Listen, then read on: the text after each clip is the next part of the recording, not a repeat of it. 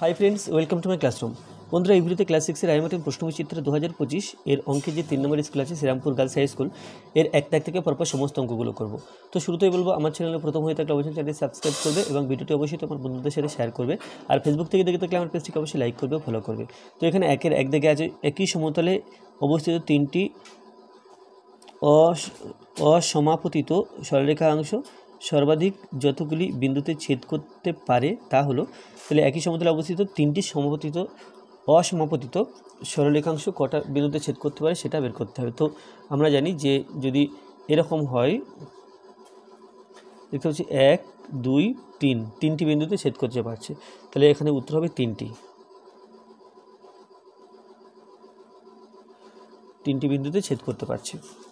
এরপর দুই দাগে হলো +20 এর বিপরীত সংখ্যা থেকে +13 এর বিপরীত সংখ্যা বিয়োগ করলে বিয়োগফল হবে। তাহলে +20 এর বিপরীত সংখ্যা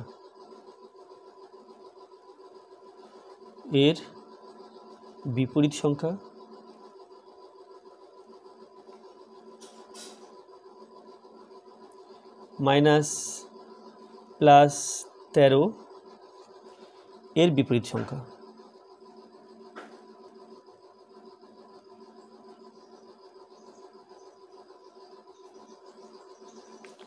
সমান +20 এর বিপরীত সংখ্যা -20 মাইনাস +13 এর বিপরীত সংখ্যা -13 সমান -20 মাইনাসে মাইনাসে +13 আলাদা চিহ্ন যেহেতু বিয়োগ করব 20 থেকে 13 বিয়োগ করলে হয় 7, বড় সংখ্যা থেকে মাইনাস তাই মাইনাস দিলাম। 3 দাগে আছে একটি মাত্র তলবিশিষ্ট ঘনবস্তুটি হলো এটা হবে গোলক।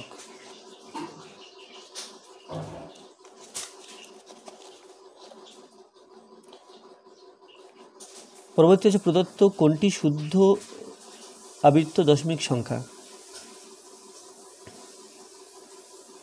এখানে এটা বি হচ্ছে শুদ্ধ আবৃত্ত দশমিক সংখ্যা। আর সংযোগ নিয়ম মেনে চলে যোগ ও গুণ, সংযোগ নিয়ম মেনে চলে যোগ ও গুণ, যোগ ও বিয়োগ, গুণ ও ভাগ নাকি যোগ ও ভাগ, এটা হবে যোগ ও গুণ। তারপরে 3 লিটার 600 মিলিলিটার ও 6 লিটার এর গসাগু কত হবে। তাহলে সবকটাকে মিলিলিটারে পরিণত করতে হবে।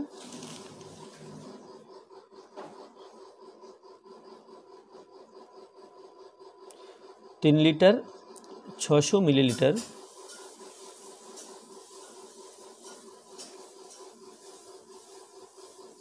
তাহলে 3 লিটারকে মিলিলিটার করলে হবে 3কে 1000 দিয়ে গুণ করতে হবে, কারণ 1000 মিলিলিটারে 1 লিটার হয়, প্লাস 600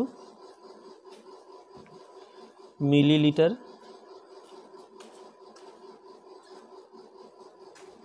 সমান 3000 প্লাস 600 মিলিলিটার সমান 3600 মিলিলিটার। এবার এখানে আছে 6 লিটার, 6 লিটার সমান 6 × 1000 মিলিলিটার সমান 6000 মিলিলিটার। তাহলে এদের অনুপাত এখানে 3600 বা 3600 আর এখানে 6000, তাহলে যদি 100 দিয়ে ভাগ করি 36:60 আর যদি 6 দিয়ে ভাগ করা হয় 6 × 36 6 × 10 = 60, তাহলে এটা 3 × 2 = 6 5 × 2 = 10 3:5। এরপরে 4 দাগ,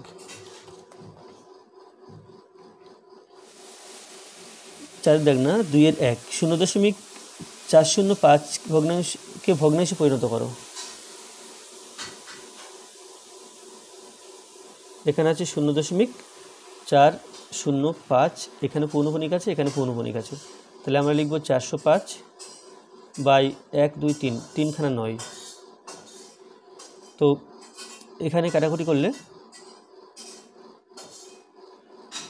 3 দিয়ে কাটাকুটি করলে 3 × 9 3 × 9 আর 405কে যদি 3 দিয়ে ভাগ করা যায় কত আসে দেখি। 3 × 1 = 3 3 × 3 = 9 3 × 5 = 15, তাহলে এখানে হচ্ছে 135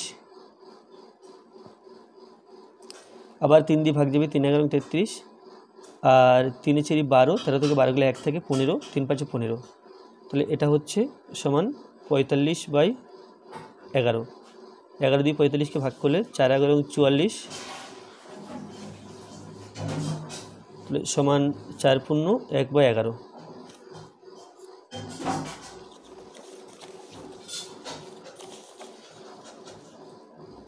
এরপর 2 দাগে আছে সমবিন্দু সরলরেখা বলতে কী বোঝায়, চিত্র সহ লেখো।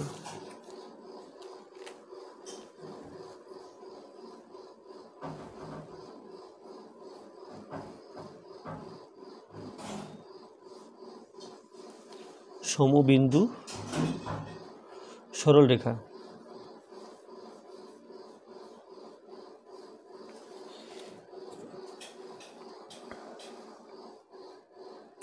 তাহলে 3 বা তার বেশি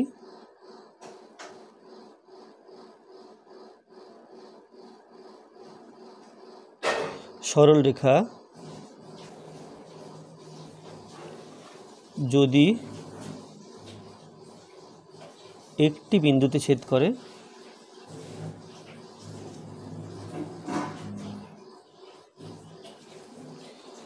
তাদের সমবিন্দু সরলরেখা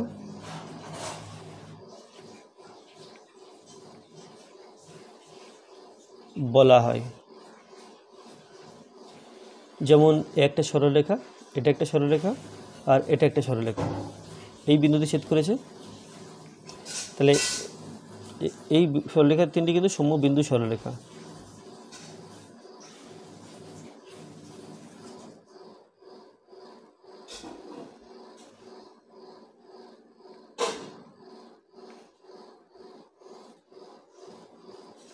এরপরে 4 3,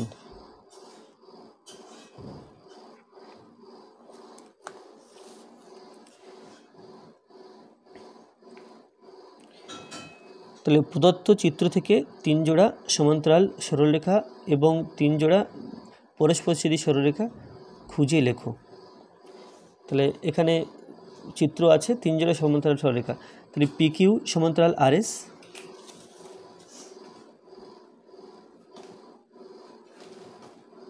এটা লেখা যায়, বা PQ সমান্তরাল UV,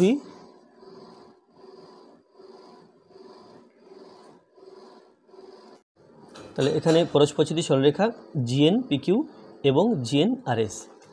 এটা ছিল 3-এর, না 2-এর, 2-এর 2, 2-এর 3, 2-এর 2, আর এটা 2-এর 1। এরপরে 3-এর 1,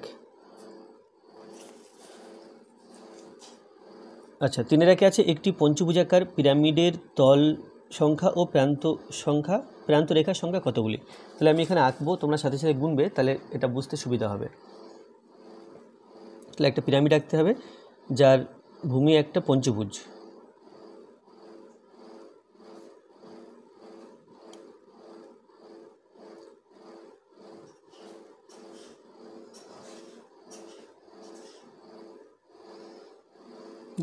তাহলে 1 2 প্রান্ত গুনছি, 3 4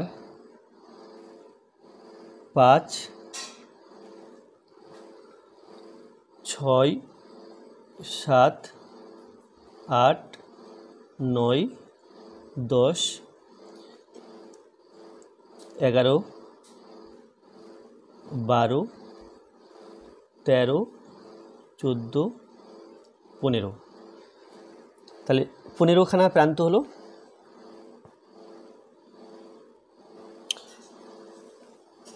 আচ্ছা এটা তো প্রিজম হয়ে গেল, পিরামিড হয়নি, পিরামিড রেখে দিই। পিরামিড এখানে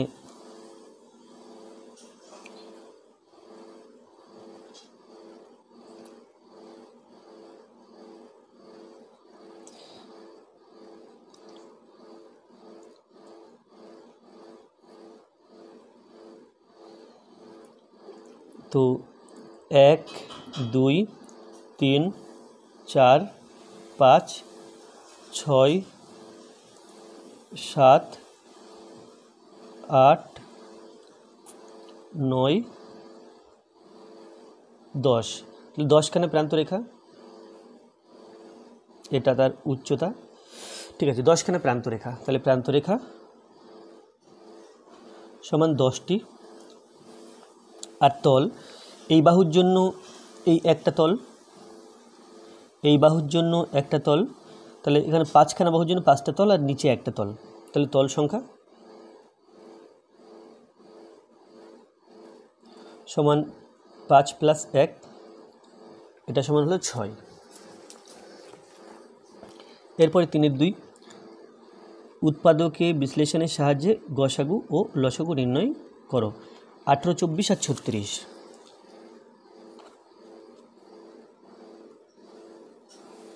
18, 24 আর 36, প্রথমে 2 দিয়ে দেবো, 9 × 18, 12 × 24, 18 × 36, তারপরে 2 দিয়ে দেবো, 9, 6 × 12, 9 × 18, 3, 3 × 9, 3 × 6, 3 × 9, 3 × 3, 3 × 3, তাহলে অতএব তাহলে এই পর্যন্ত কী হয়েছে, এই পর্যন্ত সবকটা সংখ্যাকে ভাগ করতে পেরেছি, বাট এই পর্যন্ত না, এখানে 3 দিয়ে দেওয়া উচিত ছিল। 3 × 3 = 9, 3 × 4 = 12, 3 × 6 = 18, 3টি সংখ্যাকে ভাগ করতে পারছি। এখানে এসে তাহলে 2 আর 3 দিয়ে 3টি সংখ্যাকে ভাগ করতে পারছি, এখানে এসে কিন্তু আর 3টি সংখ্যাকে ভাগ করা যাচ্ছে না। তাহলে এবার দেবো 2 দিয়ে, 2 দিয়ে দিলে এখানে 3 থাকছে, এটা 2 × 2 = 4, এটা 3 × 2 = 6, আর যদি 3 দিয়ে দিই, 3 × 1 = 3, 2, হ্যাঁ, তাহলে অতএব গসাগু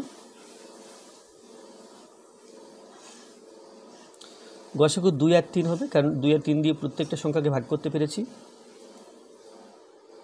ও লসাগু সবকটা সংখ্যা গুণ করতে হবে, 2, 3, 2, 3, 2, 2, 3, 2, 3, 2, তাহলে 3 × 6, 6 × 12, 3 × 36, 36 × 72। তো রশ্মি সরলরেখার মধ্যে পার্থক্য আগের ভিডিওতে করেছি, তোমরা সেই ভিডিওটা দেখে নাও। আর বিয়োগফল নির্ণয় করো, এখানে 3 × 4 -34 + 60 -15, এটা সরল করতে হবে, বিয়োগফল নির্ণয় করতে হবে। তো সেকেন্ড ব্র্যাকেট দিলাম, -34 -a + a -60 -a + a +15, তাহলে -34 এবং -60 যেহেতু একই চিহ্ন, তাহলে যোগ করবো, যোগ করলে হবে 60 এবং 34 যোগ করলে 94, আর বড় সংখ্যা থেকে মাইনাস, তাই মাইনাস দিলাম, +15, তাহলে এবার আলাদা চিহ্ন, তাহলে 94 থেকে 15 বিয়োগ করতে হবে, এটা হলো 9 আর এটা হলো 7, তাহলে সমান 79, বড় সংখ্যার আগে মাইনাস, তাই এটা মাইনাস। তারপর আছে মানের ঊর্ধ্বক্রমে সাজাও, সংখ্যাগুলোকে মানের ঊর্ধ্বক্রমে সাজাতে হবে। 3 এর 5, 3.205, এখানে পৌনঃপুনিক আছে, তারপরে 0.69 এখানে পৌনঃপুনিক আছে, আর 3/44 আছে। তো এখানে ভাগ করে দেখি, 3 দশমিক নিয়ে 0 নিলাম, আবার 0 নিয়ে, আচ্ছা, তাহলে 6 দিয়ে যদি দিই, 6, 4 × 24 = 4, 4 × 24 = 4, হাতে 2, 4 × 24 = 26, 6 হাতে 1, এটা 3, এটা হচ্ছে 0.06, তাহলে এই পর্যন্ত নিলেই চলবে। তো এই সংখ্যাটা আমি কী করবো, 3.205 করে আমরা নিতে পারবো। তো আমরা এখানে নেব কেবল 3.20 পর্যন্ত নেব, কারণ দুটো অঙ্ক নেব, এটা 0.69 পর্যন্ত নেব, আর 3/44 যেটা আছে এটা কিন্তু হয়েছে 0.06, এরপরে আরও হতো, কিন্তু আমি দুই অঙ্ক পর্যন্ত নিলাম। তাহলে এখানে দেখতে পাচ্ছি এটা সবচেয়ে বড়, তারপরে এটা, তারপরে এটা, তাহলে মানের ঊর্ধ্বক্রমে সাজাতে গেলে ছোটোটা আগে লিখতে হবে, অর্থাৎ এটা মানের ঊর্ধ্বক্রমে সাজিয়ে পাই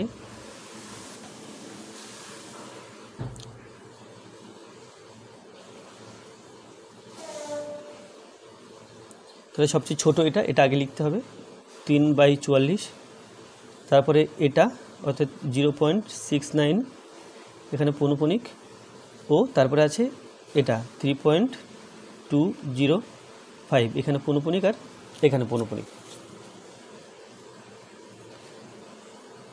আচ্ছা, তারপরে যে কোনো 3টি প্রশ্নের উত্তর দাও। দুটি সংখ্যার যোগফল 384 এবং সংখ্যা দুটির গসাগু 48, সংখ্যা দুটি কী কী হতে পারে? তাহলে 48 দিয়ে 384কে আমি প্রথমে ভাগ করে নেব। 48 384কে ভাগ করতে হবে। তাহলে এখানে 8 দিয়ে দিলে 8 8 64, 4 8 32 আর 6 38, তাহলে এখানে হচ্ছে 8, তাহলে এখানে পেলাম 8। তাহলে সংখ্যা দুটো হতে পারে যে 48 আর 8কে আমরা লিখতে পারি, 8কে লিখতে পারি 1 + 7 এভাবে লিখতে পারি। তারপরে 48 লিখতে পারি 2 + 6 48, 3 + 5 আর 48 দিয়ে 4 + 4, তারপরটা 5 + 3 সেটা এখানে লেখা আছে। তাহলে 48 একে 48 আর 7 দিয়ে 48কে গুণ করতে হবে। 7 8 56, 6 হাতে 5, 4 7 28, 29 30 31 32 33, তাহলে 3 3 6, 48 দুগুণে 96 আর 48কে 6 দিয়ে গুণ, 6 8 48 আর 8, 6 8 48 আর 8 হাতে 4, 4 6 24, 25 26 27 28, তাহলে 288। তারপরে 3 দিয়ে 48কে গুণ করতে হবে। 3 8 24 4 হাতে 2, 3 4 12 আর 2 14, তাহলে এটা হলো 144 আর 5 দিয়ে 48কে গুণ করলে 240 আর এখানে 48কে 4 দিয়ে গুণ, 4 8 32, 4 8 32 2 হাতে 3, 4 4 16, তাহলে এটা হবে 192 প্লাস 192। তাহলে সংখ্যা দুটো এত কিছু হতে পারে, এই দুটো হতে পারে বা এই দুটো হতে পারে বা এই দুটো হতে পারে বা এই দুটো হতে পারে। এরপরে একটি সাইকেলের দোকানে জানুয়ারি থেকে জুন মাস পর্যন্ত সাইকেল বিক্রি হিসাব এখানে দেওয়া আছে। উপরিউক্ত তথ্যগুলি দিয়ে একটা বার ডায়াগ্রাম বা স্তম্ভচিত্র অঙ্কন করো।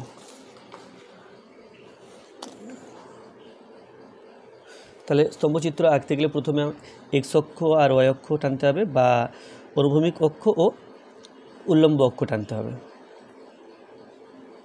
তো এখানে January February March April May June 6 পর্যন্ত, 6 মাস পর্যন্ত আছে।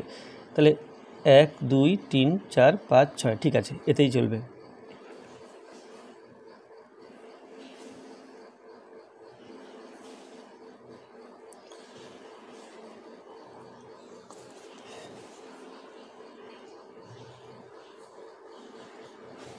তাহলে এদিক বরাবর মাস নিলাম আর উপর দিকে এদিকে বিক্রি হওয়া সাইকেলের সংখ্যা, এখানে সাইকেলের সংখ্যা নিলাম। তাহলে মাস এখানে জানুয়ারি ফেব্রুয়ারি মার্চ এপ্রিল পরপর 6 মাস আছে।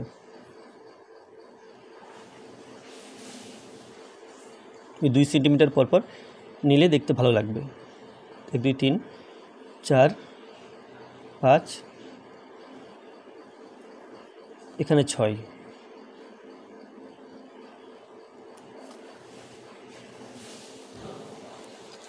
তো প্রথমে দেখো এখানে জানুয়ারিতে 35 আছে আর উপর দিক বরাবর সর্বোচ্চ 40 আছে, তো 4 সেন্টিমিটারে 40 এরকম ধরে নেব।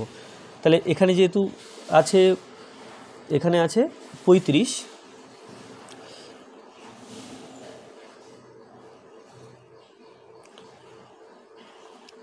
আছে, তাহলে 3.5 সেন্টিমিটার নিই, তাহলে একই হাইটের হবে।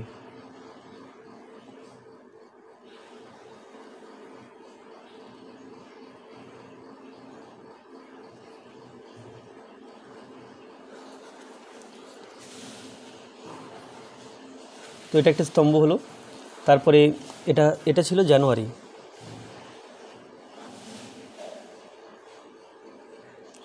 এটা ফেব্রুয়ারি, জানুয়ারি ফেব্রুয়ারি মার্চ এপ্রিল এটা মে, এটা জুন। তাহলে ফেব্রুয়ারিতে যেটা আছে এটা 28 আছে, তো 28 মানে 2.8 সেন্টিমিটার নেব, তাহলে একই দৈর্ঘ্যের হবে।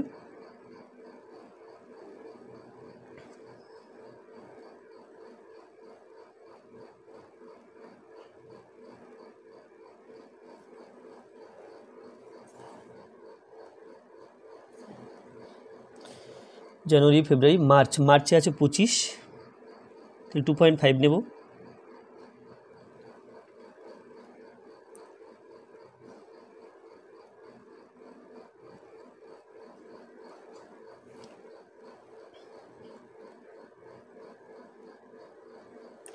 তারপরে এপ্রিল, এপ্রিলে আছে 42,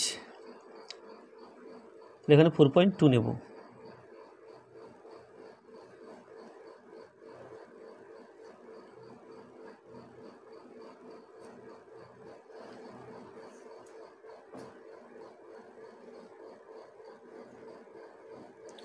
তারপরে মে, মেতে আছে 38, তাহলে এটা 3.8 নেব।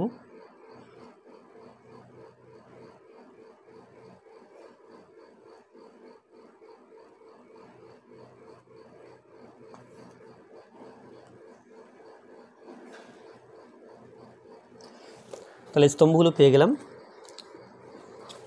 আচ্ছা, এরপরে প্রদত্ত বর্ণিত চিত্রটির পরিসীমা নির্ণয় করো। এখানে চিত্র দেওয়া আছে, পরিসীমা নির্ণয় করতে হবে, অর্থাৎ প্রত্যেকটা বাহু দৈর্ঘ্য যোগ করতে হবে। তাহলে এখানে আছে 10, এটা 10 দিয়ে শুরু করব, 10 আর এতটুকু। আচ্ছা, এটা আছে 4, এটা আছে 1, ও এটা 3, তাহলে এতটুকু হবে 4 থেকে 3 বিয়োগ, আর এতটুকু হবে এখান থেকে এই পর্যন্ত 4, এখান থেকে পর্যন্ত 3, তাহলে এটা 4 থেকে 3 বিয়োগ হবে।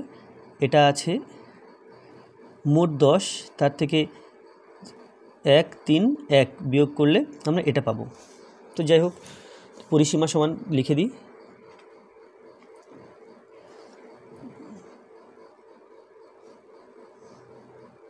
পরিসীমা সমান প্রথমটা 10 আছে প্লাস 10-এর পরে আমি এই জায়গাটা নেব, এই জায়গাটা, অর্থাৎ 4 থেকে 3 বিয়োগ, 4 - 3, তারপর নেব এই জায়গাটা, তাহলে টোটালটা 10 ছিল, 10 থেকে 1, 3, 1 বিয়োগ করতে হবে, তাহলে ওটা পাবো, -1, -3, -1 প্লাস, তাহলে এই পেলাম, এটা পেলাম, এইটা পেলাম। এবারে এটা 3 দেওয়া আছে, 3, এবারে এটা 1 দেওয়া আছে, 1, এটা আবার 3,